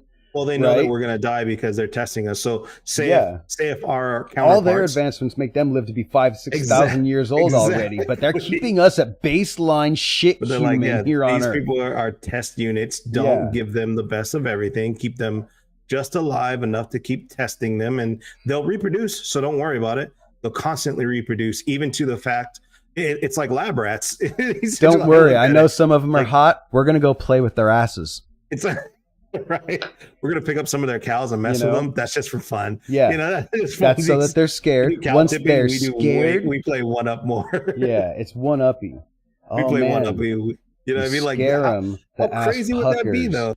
And like that idea, that theology of like, not only are they coming down for our resources, but are using us as lab rats. You know what I mean? Like, I remember when I was writing that movie for a while back in the day. Did you ever read that movie script I was writing? Or? Yes, I remember. Remember that? With a boat, right? What's that? Is a boat involved? There is a boat in that one, just too. making sure. Yep. Okay. Just making sure. Yep. I remember it. Yeah. Basically, like, humans are batteries, kind of a thing, and they have to make us strong enough by charging us with, you know, pestilence and you know, essentially making strife for you. So that way, eventually, after thousands of years, humans become a lot stronger and can be used as batteries. The human, so they're basically feeding on our negative emotions, evolving us into negatively charging us. I should say, not evolving, negatively charging us into this super strong beings. So, you know, this kind of taps into a little bit of last week when we were talking about movies and everything, but John Carpenter's They Live. You know what I mean? You put on the glasses and you see the world for what it is, and, you know, I'm here to kick ass and chew bubble gum, and I'm all out of bubble gum. That is where that is where it came from. And so many people don't know that, but that is where it came from. You know, I think that's possible. You know, that kind of is like that reptilian mindset where people think that there are reptilians who, whether they're in the, you know, the 25th floor, the highest floor of the building, or they're deep underground and they emerge and they're running tests, and they have humans that work for them that are basically slaves that are enslaving the rest of humans that aren't supposed to know about it. And it's all for that reason. Sometimes they eat us because we taste good and they're testing us to make themselves better, you know? I mean, that's kind of reptilian. I think that makes the most sense. I mean, I think that really okay. I mean, honestly, whether or not, look, if you're just scouting for what, you're not ever just scouting just for what. Well, so I mean, yeah, you scout for purpose. You scout for purpose. The point of scouting is to go see what's there. Not necessarily because you know because you know what's there. But once you know what's again there, the human explorer's mentality. There's a difference between scouting mindset, and retreating. I too long for the high seas, me friend. Me hearty. There we go. But it's the other concept I was thinking of is not using us for tests, so to speak, but using us as a gauge in like time and space technologies, right? So say if they know how long it takes for a society of beings, right? Not necessarily humans, but beings, aliens of any sort, to them would be alien, right? They're stoked they found us at this stage of development because they can see how long it would take on our own they can measure it to get to. Because maybe they forgot how. Maybe they forgot their own history of exactly. How the hell. Like as far as back as I know, we've been flying in the sky. We don't even know what planet we're from or whatever. Exactly. We've been explorers for so long, we don't know where our origins are. Now, take it. I did steal that from Star Trek. I will say this. It's hard not to. They have so many ideas. Come on now. Every idea is already come out with. Every idea is already come out with, and all we can really do is regurgitate them and try to explore our idea of whether or not this could be valid in the real world or not. You know what I mean? But most of these ideas have been put into a book or film at some point. Exactly. I mean, but that one to me, like you were saying, that the other one sounded more reasonable. This one, it doesn't make more sense, but it makes me more hopeful. It makes me more like, wow, that would be an awesome thing if we're just being researched. Like they're actually going to leave us alone. If it's like, but they are going to come down and take a look and, check it out and try. Exactly. Like the Federation, don't get involved. Let them evolve. Let them, grow into whatever they're going to be, but check them out, see what happens. Because what if this is our beginning planets or whatever, you know what I mean? Yeah, so many ideas, and again, I feel like I need to reference them too. Like it's like, no, I want to say Battlestar Galactica ideas now. It's like if we do have common ancestry, again, the idea of panspermia means that let's just say, that we all came from the same seed planet. Our Krypton sent out 1 million Kal-El ships, and those Kal-El ships weren't just a baby in Kansas. It was full-fledged genetic material to seed and planet, in a habitable zone in its solar system with the material that should become a human being at some point, provided things stay okay on that planet. So now they sent out millions and millions and millions across as many galaxies. Some of them land first. Some of them are human first. Some of them are technology first. And they start going out and finding other humans, you know what I mean? Or at different stages in evolution, different, again, environmental factors going into it. And so, yeah, it could be like a gauge of that. Or the variations, I mean, that's hard to figure out, man. I don't know. That one was a little deeper for me, where I was like, man, that would have a lot more like thought behind it for me. You know what I mean? For an alien race, like that would take a lot more thought for them to be like, well, let's sit and wait. You know what I mean? Let's go down and test a couple things and grab some cows and some crazy people in Oklahoma and, you know what I mean? And or wherever. It is maybe a little bit more hopeful. If you know what I mean? It's more hopeful to me. Then if they're playing it's like, let's just observe. You know what I mean? Then we still have a chance. We have a chance. Yeah. What if that's exactly like, it gives me the feeling of like, what if society has a chance to become better? Like, how cool would that be? Maybe not in my lifetime. Who cares? But the idea that later on, like my kids get to see it or their kids get to see it. In the grand like how amazing that. In the grand scheme of things, humanity, the Earth humans, if we're the only humans out there, then the humans of Earth, we get to join the ranks of the galactic neighborhood. Or even not even join. What if terminology. What if we educate these beings into, oh, that's where we came from? And then they're like, holy crap, like, what other planets were we doing this on? Hey, let's go down and tell them, now that they're at our level, let's go down and tell them like, yo, you guys, we're one and the same. We've been watching you for whatever, millennia, assumedly. I feel like we just got a little hopeful again when we're supposed to be on the dark end. We're usually dark. I know. We're supposed to be dark. The first hour was good. I thought about it. It is still dark. And the reason why I say that is because me and you are just optimists, and that's why we're optimists. The darker things make us feel better, right? The dark side of that, the hurtful side of that, is they're just watching us There's burn. no freebies. There's no freebies. They're just watching us burn. Just watching us burn right now. It's just a crappy reality show that they're like. The TV channel, exactly what I was going to say. Like, we're fucking the reality TV show channel, and they're just like, can you believe this shit? And their moms are like, you're watching Earth? Turn it off again. Don't watch Earth.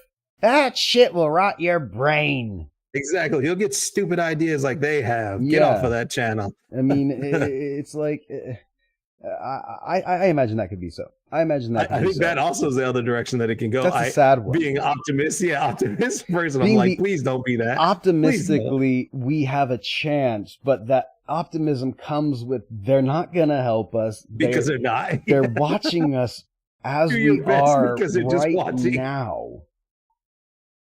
It's kind of like, dude, they have access to Twitter. Right? They could eat like my parents. Like I could easily just not do what I'm told. They know about Pornhub. That's assuming that's a bad thing. But what if that's our redeeming factor? What exactly?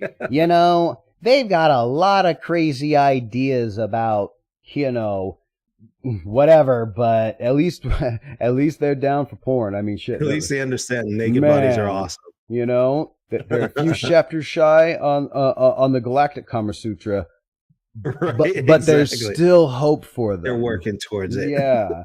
What if that's like, you know what? Think about that again. Going back to humanity. Here's a dark one. We know about the Adventurers Club in the late 1800s and 1900s, and then it was, oh, cheerio, I'm going to go and search out some faraway lands and look for people. And really, it's like, if you go to those people now, it's like they have an aversion to people like me because, like, it's like, no. One time, a man in a safari came into our place and he touched every man's penis and measured it, and it was just, and every story comes down to everyone got molested by this man, and we didn't know what to do because he had a bunch of guys with fucking, we know they're called guns now. We didn't know what they were called back then, but we know that they're guns now, and you guys still can't come hang out. You know what I mean? Like Hawaiian Island. Hello. Hawaii, you know what I mean? But all Hawaiian of those adventures, Island, like there are so many stories of people who back in the day when there wasn't, you know, what's the international police? Interpol. Anyway, when there wasn't Interpol, right? You know, there was just, you know, going to a new land and calling yourself John Smith because nobody can pronounce it there anyway, and then just doing whatever vile things, whatever you need to do. Yeah, it's in the name of science. You know what I mean? It's like forgotten country. Yeah, you know. But again, that's always thing too. Forgotten country. Either one you believe in. For God or country. Oh, for God or country. You know what I mean? Country. Either one you believe in. We don't care. For God or country. Yes.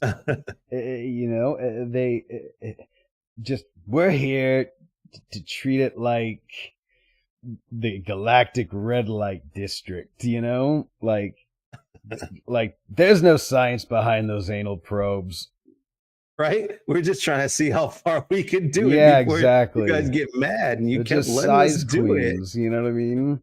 Jesus. That like stuff like that makes me like so like non-adventurous. Like I don't want to learn because I'm like, if we find out that that's the reason, oh man, all that time I spent going down the rabbit hole. Now I feel like I just learned that these people are absolute trash. You know what I mean? Or they're not people. These creatures are absolute trash. Yeah. I mean, that's how it would come across. You know? The other thing I was thinking too, like, what if we were just straight up like dumping grounds? So like not necessarily dumping grounds, but like we're in the way of you know, these spacecrafts that are coming are basically like satellites that they use to monitor other places, and they're just crashing here on Earth. You know what I mean? Like our space junk essentially, you know, it floats off into other planets and you know, everywhere else. Like, what if that's just their space junk and we just happen to keep seeing it? You know, and when we don't see it when it's out in space, I mean, but when it hits and enters our atmosphere, then we're able to see it sometimes, not always, because, you know, different different, aliens might have different satellites, just like, Russia and Japanese, we all have different satellites, and, not, you know what I mean? Like different designs, different amount of technology. What if that's the case? Like these satellites just keep flying in and we think, oh man, there's got to be these creatures. And it's like, no, that's a weather balloon from, Mars or whatever. Like they're checking to see what the weather's like because they're going to play golf next week, something as silly and simple as that. I do imagine that the majority of things that land and I believe that some things land on this planet that do have an origin from out of this planet. And yes, sometimes, not every single time everyone's ever claimed it, but sometimes there is a bit of another civilization, whether or not, again, like,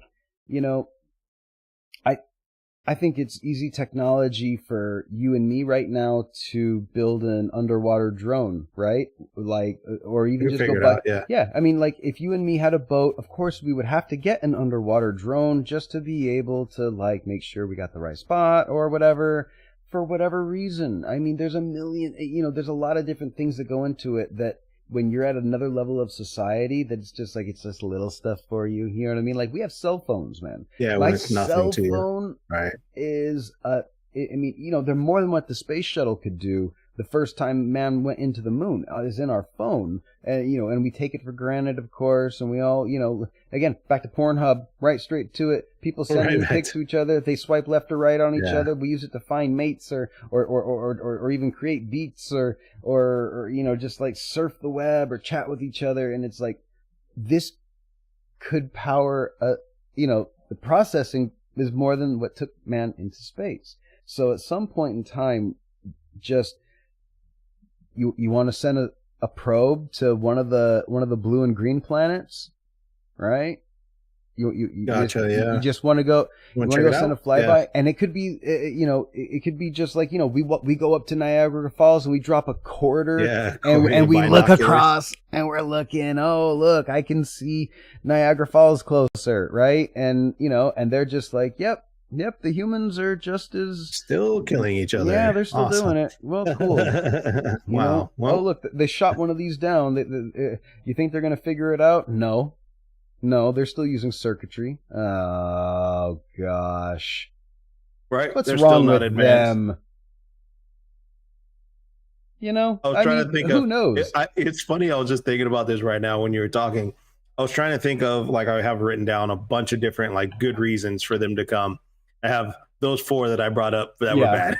I have like 20 good reasons, and then I'm like 4 bad ones. Like, God, I'm such an optimist. I'm such a, like, I want it to be good for so many reasons, and then I'm like, I realize I just have good in my heart. I don't want to, you know what I mean?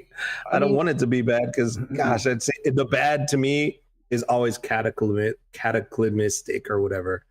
I can't say the word now. Cataclysmic. Thank you. Jesus. Catastrophic even? Yeah, that works too. Yeah. Catastrophic. I like that. Catastrophe. Yeah, a catastrophe of some sort. Yeah, exactly. I guess I just had a good one too. It was getting me thinking of something.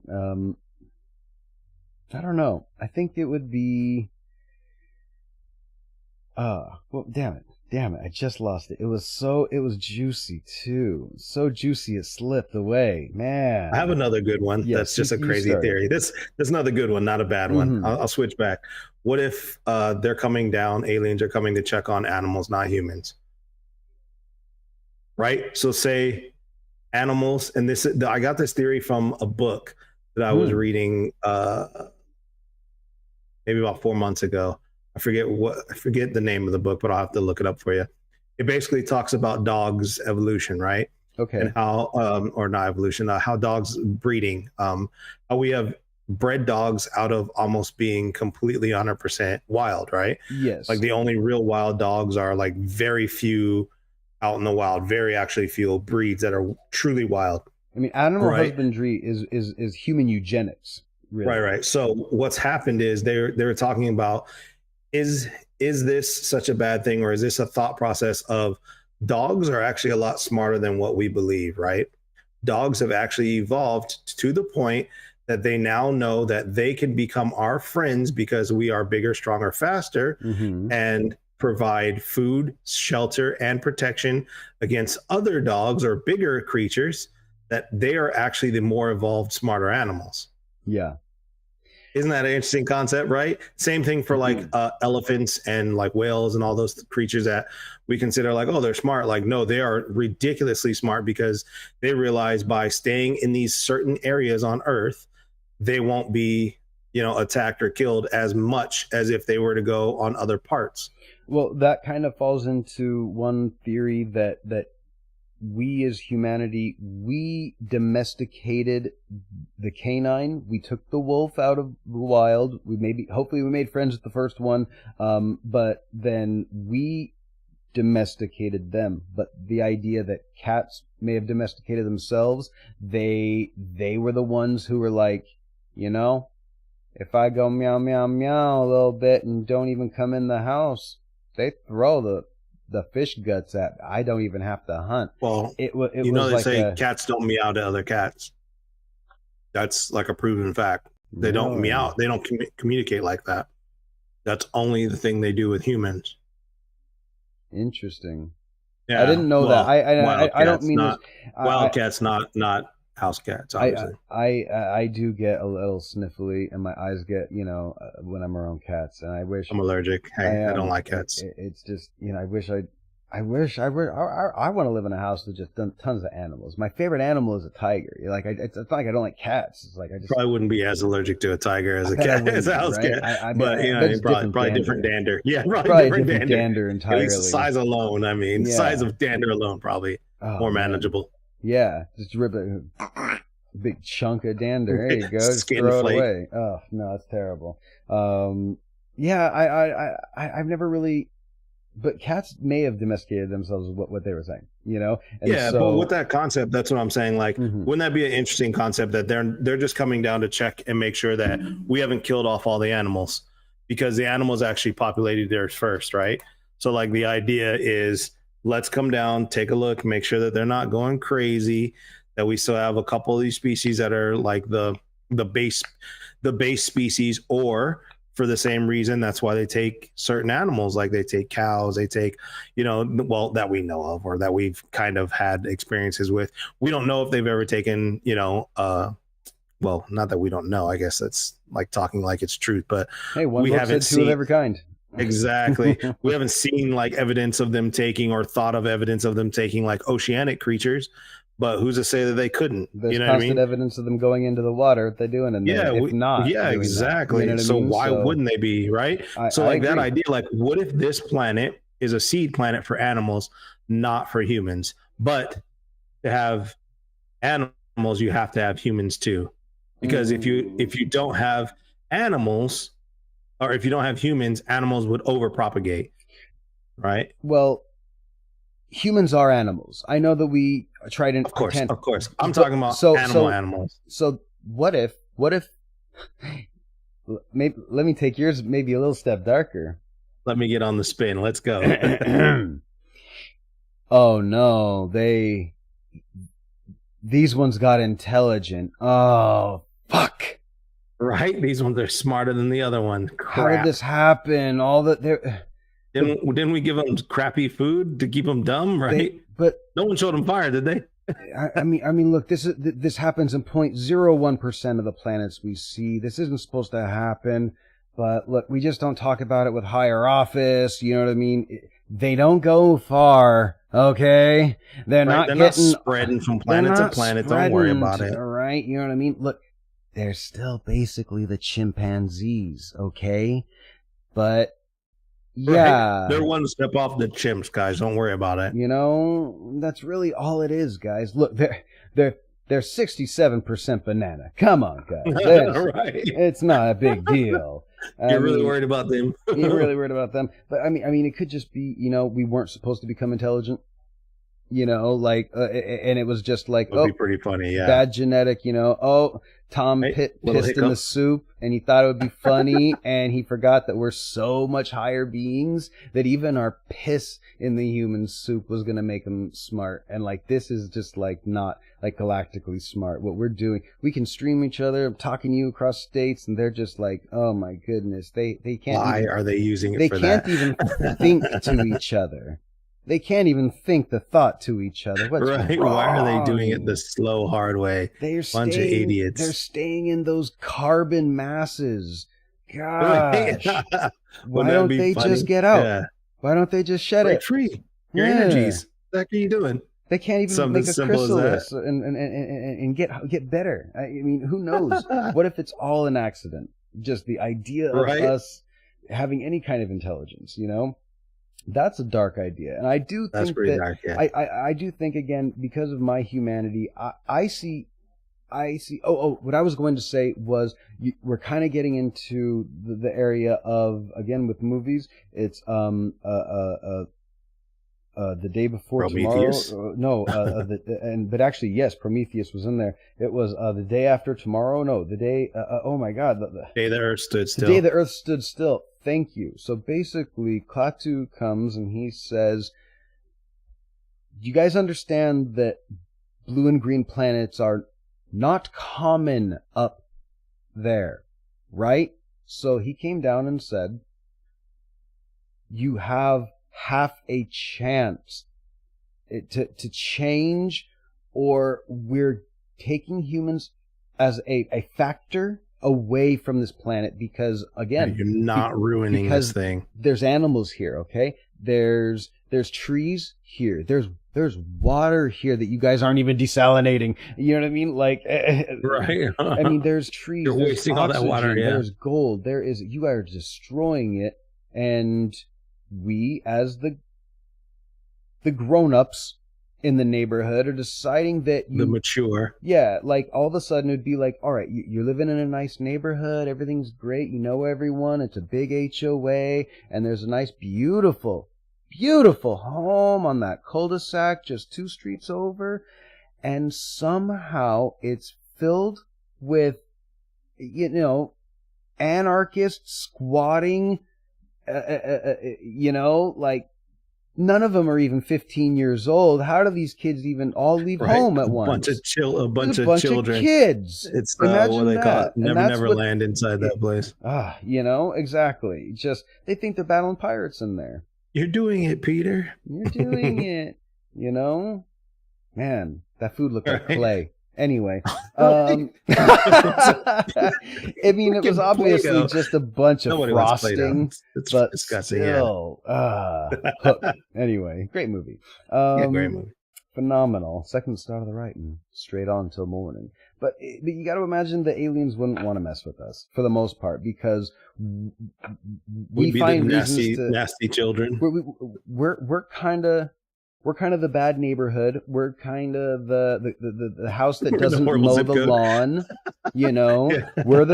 We're pink flamingos, bro. We're pink flamingos on the yard. The house with the car on the blocks, right? Yeah, exactly. Like these idiots. Yeah, and by the way, they moved in, and that car was already on the blocks, and they moved into the house. They've left it there, right? They left it out there. They knew it was a problem. They draw "Wash Me LOL" on the windows, and it's still on blocks.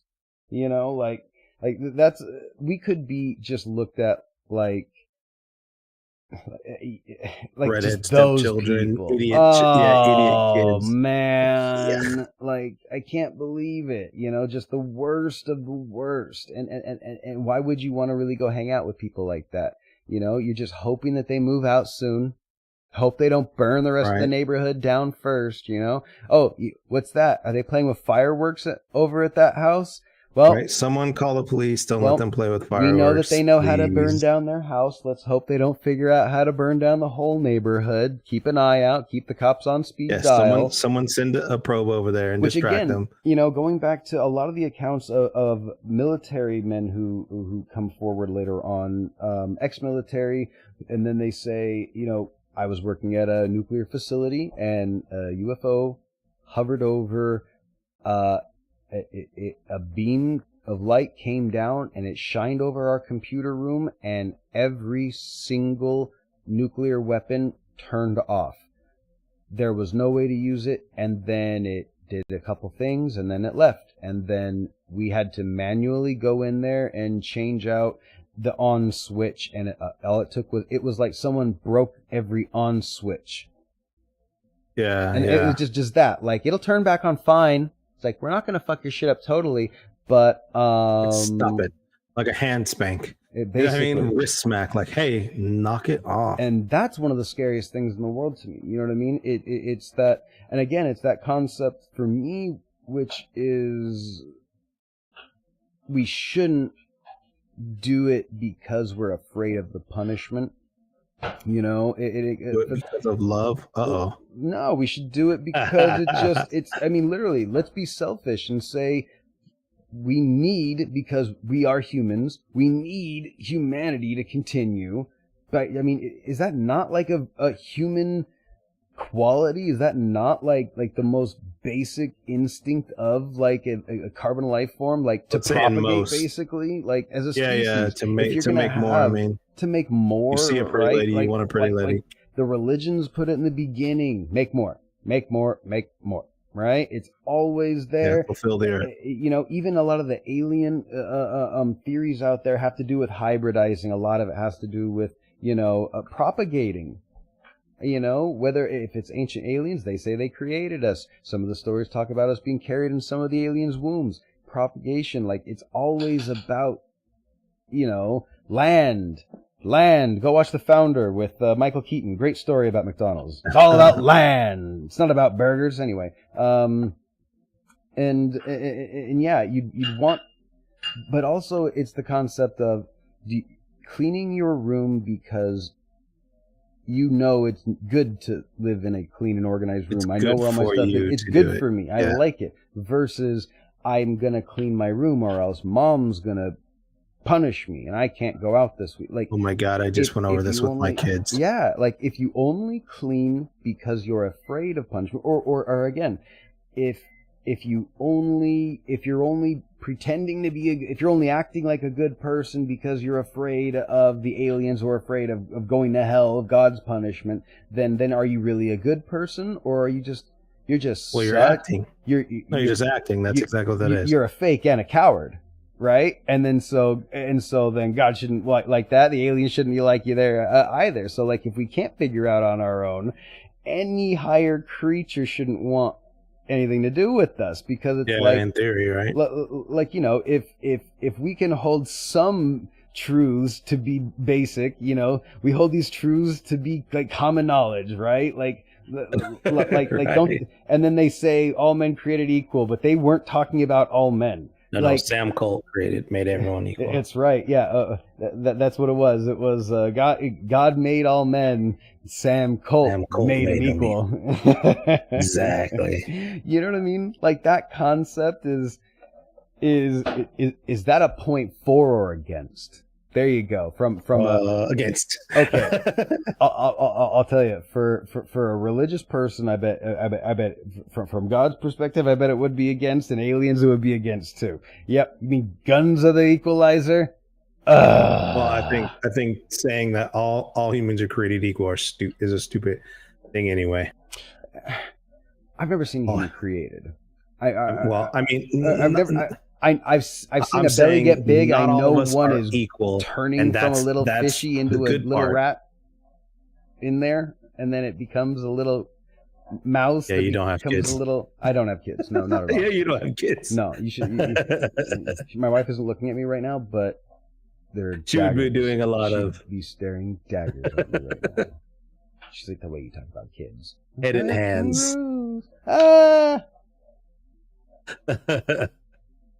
Yeah, I feel like us not being equal is exactly what makes us great. I mean, what I mean by that is, like, if everyone knows everything and everyone is equal, then no one will strive to be smarter, better, stronger. So what is the point if everyone's just going to always be the same?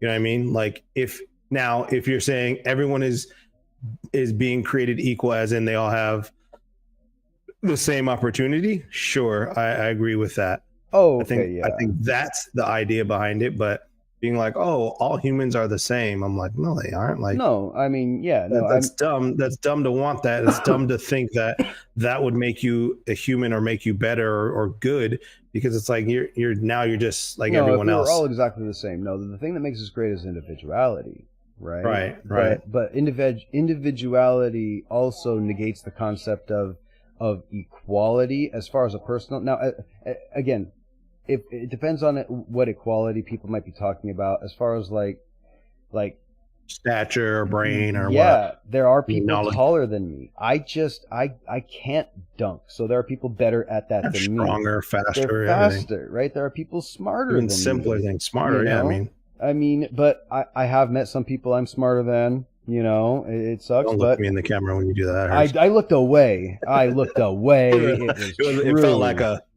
It felt like a as I looked away. Like, I'm smarter than people. You. Well, let's explore this. When did you start feeling like everything was a personal attack on you? I think it was when my father. No. No. When I reached back and. I just like, look, it's a sad fact. Sometimes you meet people smarter than yourself. Sometimes you don't. Sometimes, I mean, look, I meet people all the time who are stronger than me. I got a bad back. Every time I meet someone who, can lift up something heavy, and they're not using their legs, they're using their back, and they look like they didn't do it right. It's like, wow, you're something else. You're gonna hurt yourself.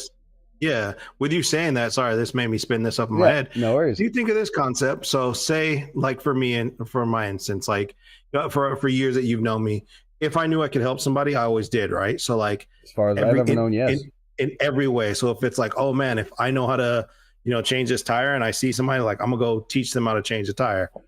You know what I mean? Do you think like that would be a possibility for aliens, so to speak, too? Like, how cool would that be if it's like, oh wow, there's a Samaritan out there? Yeah, like the Samaritan idea. That I think that is an interesting concept too. Of like maybe they're coming down to just slowly be like, hey, let me show you this. Again, it's the kind of thing that can't be big and known because no, it can't be a big thing. Like they have to hide again. And have you ever seen like the Man Who Fell to Earth? Same idea.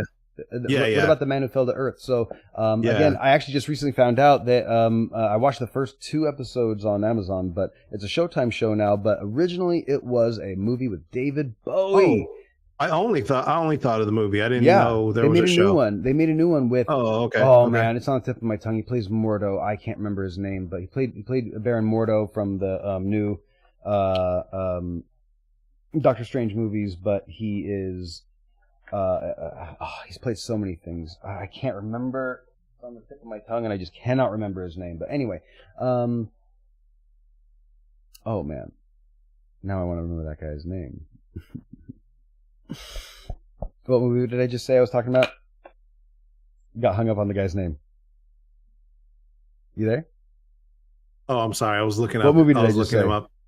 You were talking about the Man Who Fell. The Man Who Fell to Earth. All right. So he's trying to save his planet. He's trying to save his dying planet, and so he comes to Earth, and they've got no water.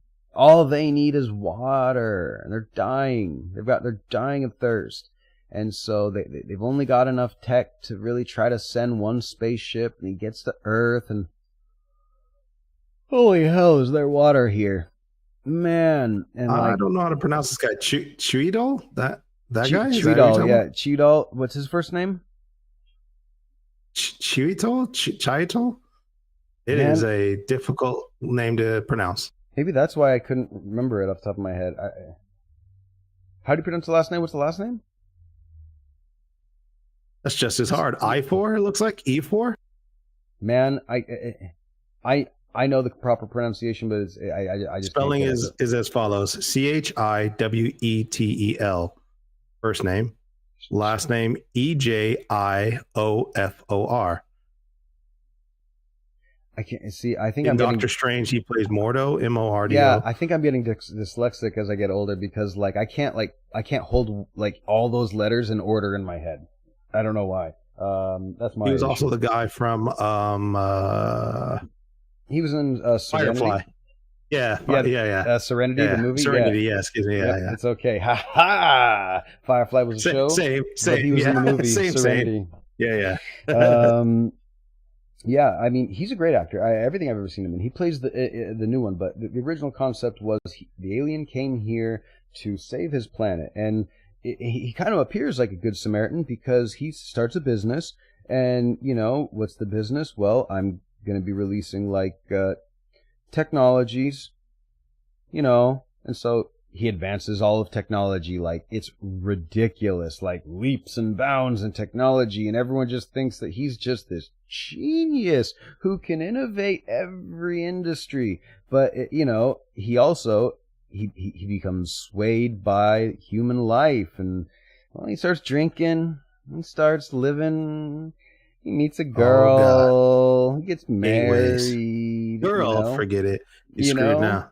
But he had a wife and daughters back on planet and everything. But I mean, it just, but it's like the story of you take someone. It's like the rock star. Think about rock stars who are like they make it big and then they burn out because they've never had access to so much everything, and then they do too much of the wrong things, maybe. And it's kind of it's kind of that exact story where I came here to get the resources to bring water home. Now I run a corporation. Simple and can't distraction, stop doing drugs because it's fun. And it's like, wait, it's like he completely went off the rails. It's a very interesting. I love it. I love that movie. I watched the first couple episodes of the show. Yeah, that show looks pretty cool. They got Bill Nye to it looks like to reprise the part for David Bowie, and I like it. I think that's a great cast. But that's just me with my little aside. Big Bowie fan. So I like Bowie too. He's great. You know what I mean? I like movies. Yeah, that one is again. It's about like the Good Samaritan almost. I think that it would be treason. Think about it that way. Think about if we wanted to give the secrets of how to build a nuclear reactor to a third world country so that they could just, have some streetlights already on me. Here's the plans to, but it goes against probably some act somewhere between other nations, and even United States is, if I were to try to give it to someone, I would be considered like you're giving sensitive information. Why would you give to a group of people that we all over here decided can't know that information? Don't need to know that. Yeah, and that has to happen on a galactic scale. Let's say that there is that Good Samaritan. He's petitioning, hey, Earth, I think I can go to Sentinel Island and teach Christianity. You know what I mean? I mean, look, the correlations I make to Earth are exactly that, because we have some. I mean, honestly, we are aliens. Societally, aliens on our own planet, man. On our own planet, you know what I mean? Yeah, we're all human beings biologically. We're all learning. Our men and their women and vice versa can make viable offspring that go on to make viable offspring, which genetically is all that matters. But societally, the way we live is so offensive, apparently, to them. From what little I can, they don't want any part of it. Understandable, yeah. We've got to look like that to them. And there's got to be people still like, and the other aliens call them crazy. This guy wants to go to Earth, to Sentinel Island. Check out that blue planet again. What the heck, man? I mean, it's quit messing with the savages, dude. Seriously, messing with them, bro. Seriously, you're gonna get bit. They're gonna stir them up. You know what I mean? Yeah. They're like bees. They're gonna figure it out and come over and sting us. Knock it off. You know they're not poisonous to themselves, but we get quite the rash. Right, exactly.